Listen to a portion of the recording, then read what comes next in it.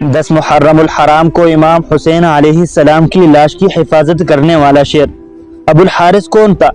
امام حسین کی بچپن میں پالے ہوئے اس شیر کو کیوں آزاد کیا گیا تھا؟ یہ شیر آزاد ہونے کے بعد کہا گیا اور پھر کربلا میں کس طرح پہنچا اور ابو الحارث شیر نے یزیدی فوج کے ساتھ کیسا سلوک کیا؟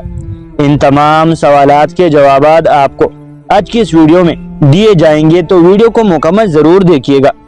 بسم اللہ الرحمن الرحیم۔ السلام علیکم۔ امام حسین علیہ السلام نے ایک چھوٹا سا شیر رکھا ہوا تھا جس کا نام ابو الحارث تھا۔ اس کو مولا سے بہت پیار تھا، چونکہ مولا حسین کا گھر مسجد کے ساتھ ہی تھا، تو وہ شیر بار بیٹا رہتا تھا۔ وقت گزرتا گیا اور شیر جوان ہو گیا۔ کچھ صحابیوں کو اس کی اتنی تکلیف اور حسد ہوا کہ ابو الحارث کو وہاں سے نکالنے کا منصوبہ بنایا اور سوچا کہ اس شیر کو مدینے میں نہیں رہنے دیں گے۔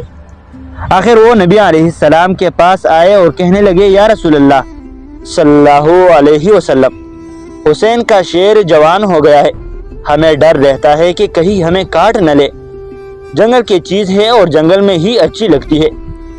نبی علیہ السلام اس کو جنگل میں چھوڑ آئے۔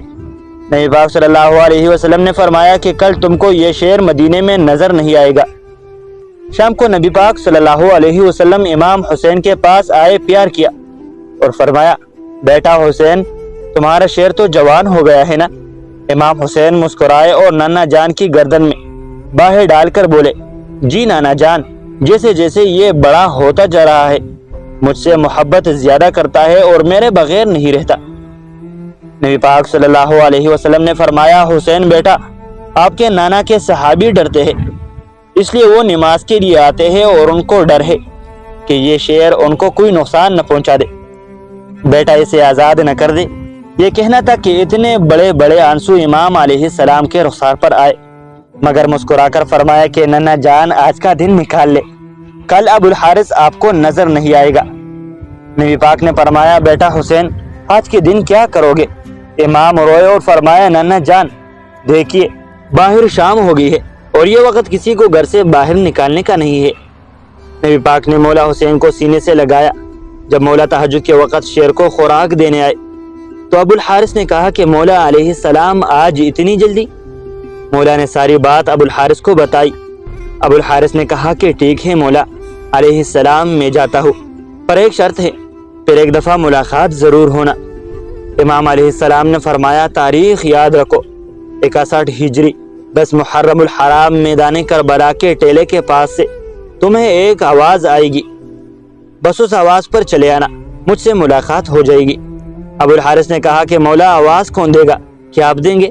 تو آپ نے فرمایا نہیں۔ پھر پوچھا کہ آپ کے بھائی عباس علمدار دیں گے؟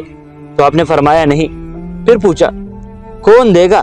تو آپ علیہ السلام روئے اور فرمایا، میرے 4 سال کی بیٹی سکینہ سلام اللہ علیہ تمہیں آواز دے گی، یا ہماری اماں فضا سلام اللہ علیہ آواز دیں گے۔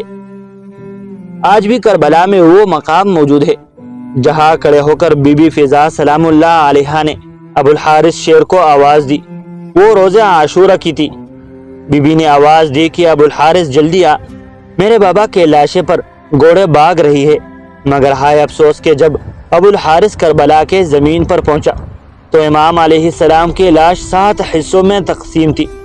ادریس بن عبداللہ کہتے ہیں، جب امام حسین علیہ السلام شہید ہو گئے اور عمر سعد لعین کے لشکر نے لاشائے اقدس کو دوبارہ پامال کرنا چاہا تو فضا نے جناب زینب سلام اللہ علیہ سے کہا کہ بی بی، ایک روز میں سمندر میں محو سفر تھی کہ میری کشتی ٹوٹ گئی اور میں ایک جزیرے پر پہنچ گئی۔ وہاں پر ایک شیر میرے سامنے آ گیا۔ میں نے اس سے کہا کہ اے گل حارث، میں رسول خدا صلی اللہ علیہ وسلم کی کنیز ہوں۔